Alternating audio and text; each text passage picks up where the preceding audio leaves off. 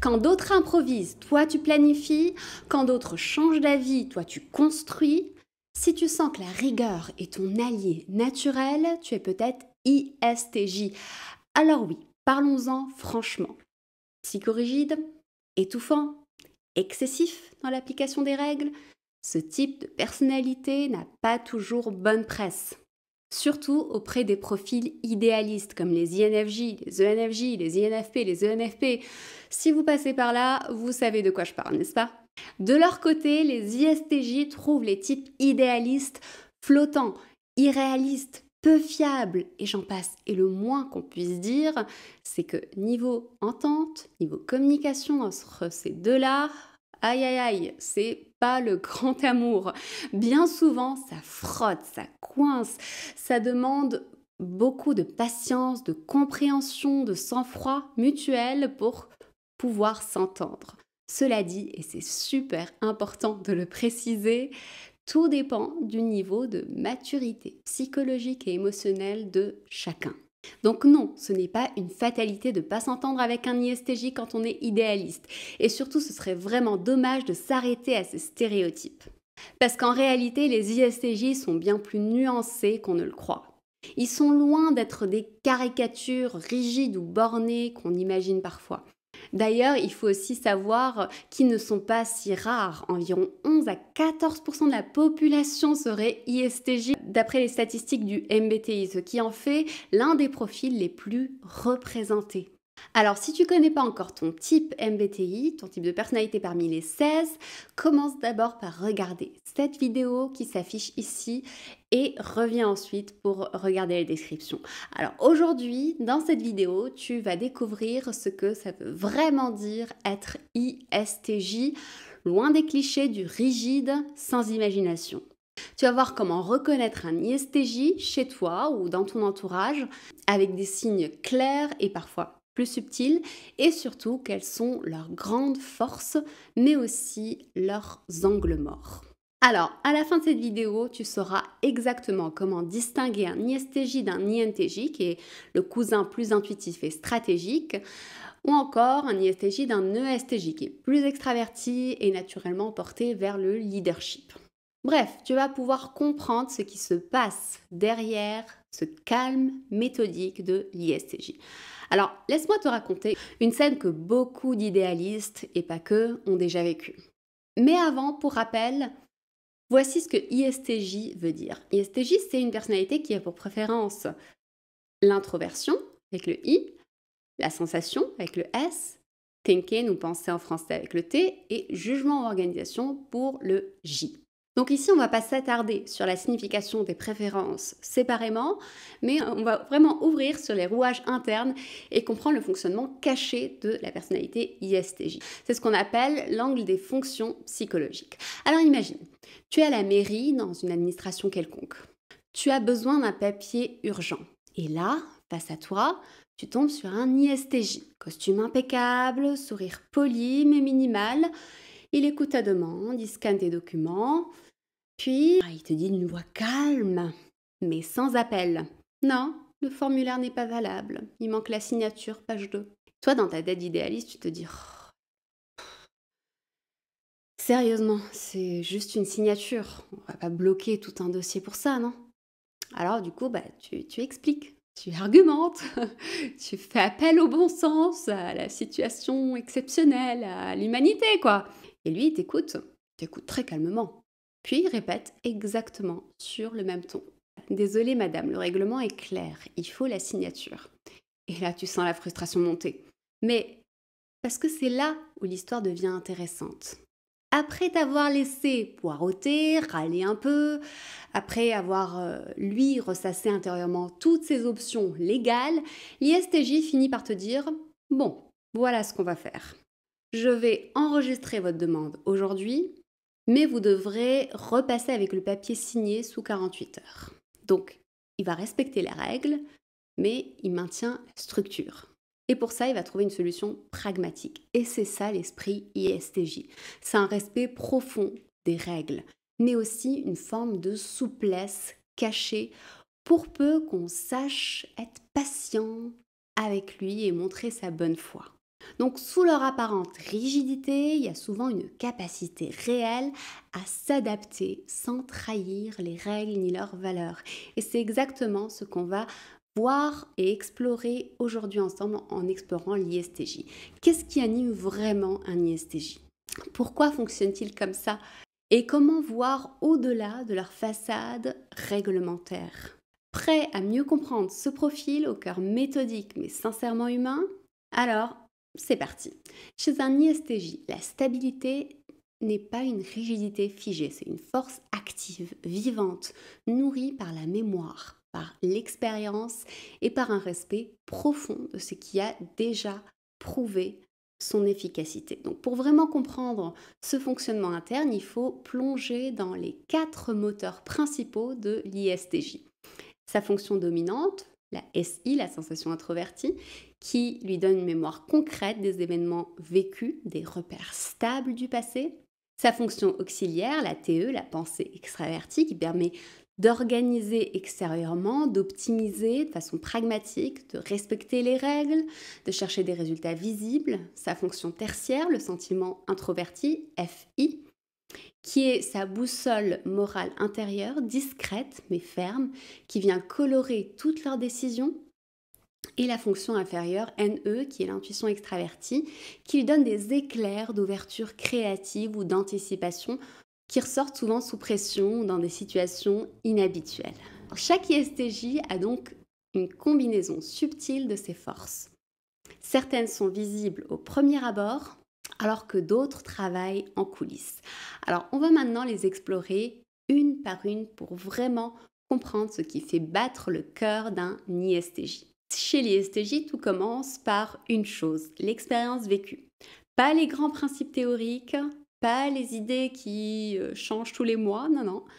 Ce qui compte pour l'ISTJ, c'est qu'est-ce qui a marché hier, dans le passé, qu'est-ce qui a été testé, vérifié, approuvé. Leur sensation introvertie fonctionne un peu comme une immense bibliothèque mentale. Une base de données super bien classée, chaque expérience marquante, chaque méthode qui a fait ses preuves, chaque détail important, tout ça est rangé, archivé quelque part dans leur tête. Et face à une situation nouvelle, l'ISTJ va scanner tout ça en mode « Est-ce que j'ai déjà vu un truc qui ressemble à cette situation ?» Et si oui, qu'est-ce qui a fonctionné la dernière fois? Résultat, des décisions concrètes et posées, basées sur des données vécues, une grande fiabilité, un respect profond pour la stabilité, la continuité, les repères familiers. Par exemple, tu vas aller faire les courses et tu proposes à l'ISTJ une nouvelle enseigne, moins chère, plus pratique. Mais l'ISTJ va te dire non, non, non, non. Non, non, on a toujours fait nos courses à l'autre magasin, on connaît les prix, on connaît les produits, donc voilà, il n'y a pas de raison de changer. Même si c'est plus avantageux pour eux, bah non, leur réflexe, ça va être mais attends, pourquoi on va changer quelque chose qui marche? Mais bien sûr, cette force, vous voyez que ça peut devenir vraiment un frein dans certaines circonstances pour les ISTJ. C'est-à-dire qu'ils peuvent trop s'accrocher à ce qui a toujours fonctionné et faire preuve de rigidité, même quand le contexte a changé. Comme pendant le confinement en 2020, beaucoup d'ISTJ se sont sentis complètement déstabilisés. Pas parce qu'ils n'étaient pas capables de s'adapter, mais parce qu'il n'y avait aucune référence passée sur laquelle s'appuyer concrètement. Donc, pas de routine, pas de précédent, ça veut dire que c'est juste flou. Et là, ça devient très inconfortable pour eux. Ils peuvent aussi résister au changement, surtout quand le changement vient de profils type NP, qui catalogué dans l'esprit des ISTJ comme pas fiable. Par exemple, un INFP qui va dire bah tiens, on va intégrer l'IA dans ce métier. L'ISTJ va se braquer en fait, il va dire non mais attends mais non, non, pourquoi faire ça? Ça va être leur premier réflexe. Attends, on ne sait pas où ça va nous mener, mais vous réfléchissez un peu. C'est quelque chose qu'on n'a jamais testé. On va perdre toutes nos structures, tout ce qu'on a fait. Et l'ISTJ va résister jusqu'à ce que petit à petit, il voit que l'IA va quand même l'aider à structurer encore mieux et encore mieux appliquer les règles. Et là, ça va devenir une véritable alliée à laquelle il va s'accrocher. Donc, l'ASI, c'est une force incroyable d'ancrage, c'est une mémoire très fine, c'est un respect du concret, une capacité à construire du solide et pas du flou. Mais quand cette stabilité devient une forteresse, ça peut devenir une prison et isoler l'ISTJ. Donc l'enjeu, c'est d'apprendre à ouvrir un peu les fenêtres, à laisser entrer un air nouveau, un souffle nouveau, sans perdre pour autant son socle. Et toi, est-ce que tu te reconnais dans ce besoin de structure, de repères? Ou peut-être que tu vis avec un ESTJ, une ISTJ, et tu as appris à décoder ces silences rassurants. Alors raconte-moi en commentaire si tu connais un ou une ESTJ autour de toi et qu'est-ce que tu admires chez cette personne.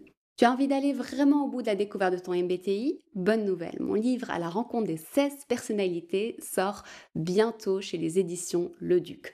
Tu y trouveras un processus pas à pas pour déterminer ton vrai type parmi les 16 personnalités, des descriptions ultra précises de tous les profils, des quiz inédits, des conseils concrets pour équilibrer ta personnalité et mieux communiquer.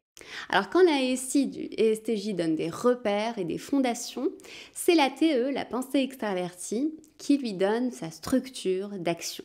La TE, c'est le besoin d'efficacité. Vous vous souvenez? C'est cette force tranquille qui veut que les choses fonctionnent dans le réel.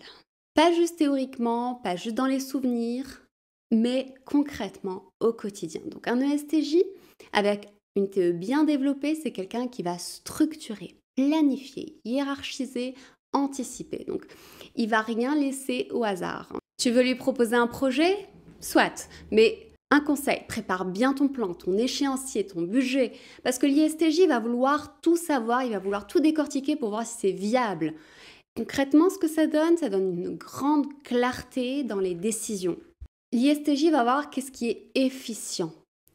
Il va avoir une capacité à mettre de l'ordre dans le chaos extérieur, à organiser les choses pour qu'elles puissent avancer. Il va avoir une tendance à chercher les résultats tangibles, à appliquer les règles comme elles sont posées à l'extérieur. Donc l'ISTJ, ça va être le genre de personne qui a déjà préparé sa valise un mois avant, mais qui, la veille, va tout revérifier avec une liste imprimée. Ça va être la personne qui va programmer les lessives de la semaine, ou qui va gérer les impôts, les papiers, les rendez-vous médicaux et de santé de toute la famille en mettant tout ça sur un tableau Excel, sans se plaindre, mais avec rigueur. Mais comme avec toute fonction, le TE peut avoir ses travers, c'est-à-dire que l'ISTJ peut avoir tendance à imposer ses méthodes. Quand un truc fonctionne bien, il va avoir du mal à voir pourquoi on ferait autrement. Résultat, il peut avoir tendance à dire aux autres comment faire, sans toujours être ouvert à des façons différentes de faire ou d'aborder le problème. Il va avoir des difficultés avec les imprévus créatifs face à un profil très intuitif qui improvise un peu à la volée, qui change son plan au cours de route, l'ISTJ va se crisper. Mais enfin, on avait dit qu'on faisait comme ça, mais c'est quoi ça? Pourquoi tu changes de plan à la dernière minute? Et ainsi de suite. Et là, ça peut vraiment créer de la friction. Parce que la TE de l'ISTJ cherche de la cohérence, de la logique dans l'extérieur, dans les règles extérieures, et pas un changement d'inspiration à chaque seconde. Donc chez l'ISTJ, la TE, c'est le bras droit du SI. Elle permet de concrétiser les idées, de suivre des règles extérieures, de transformer les expériences passées en plans d'action efficaces.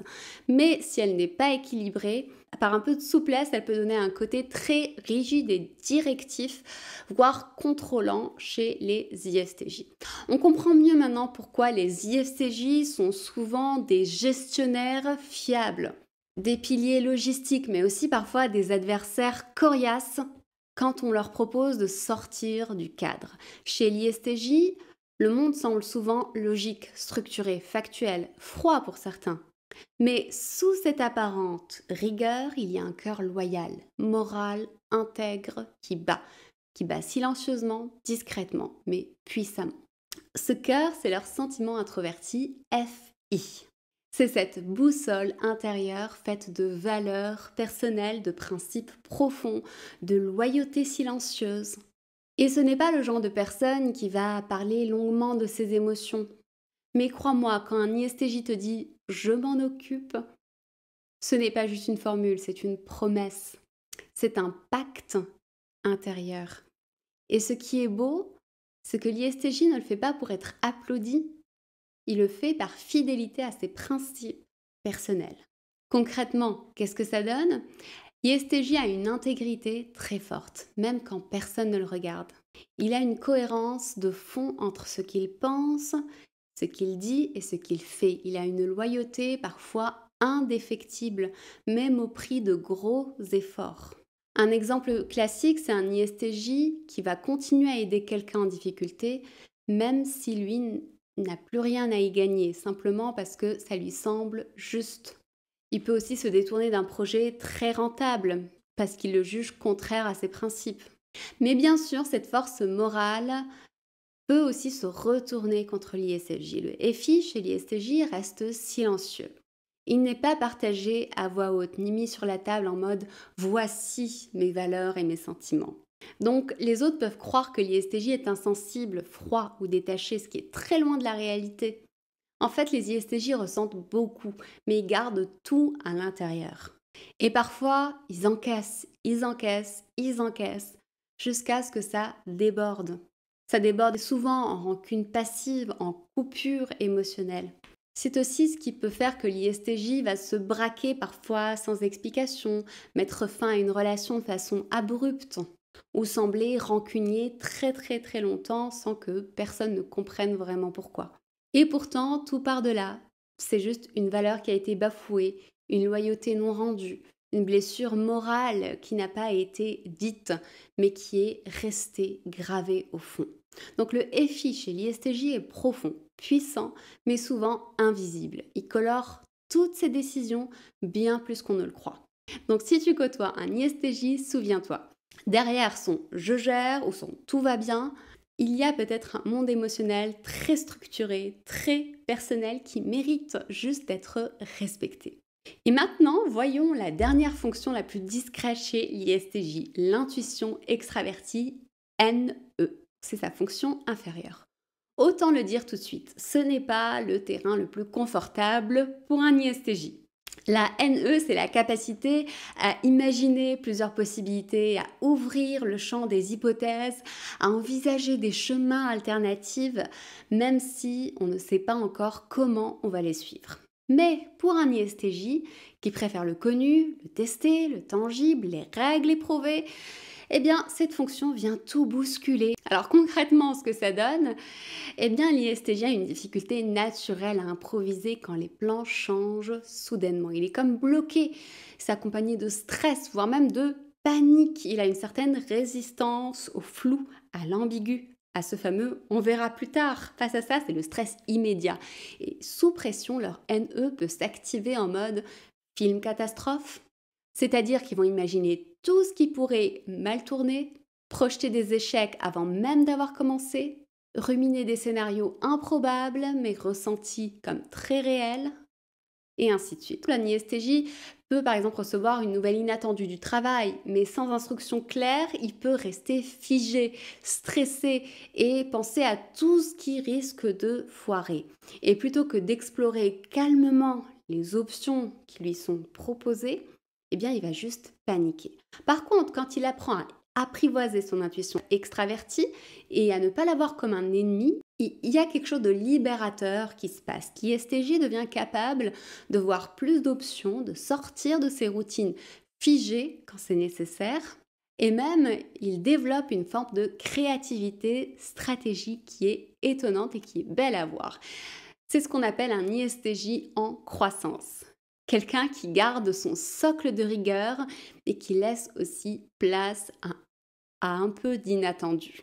Et franchement, quand un ISTJ commence à dire « pourquoi pas ?», c'est pas de la fantaisie, c'est une vraie révolution intérieure.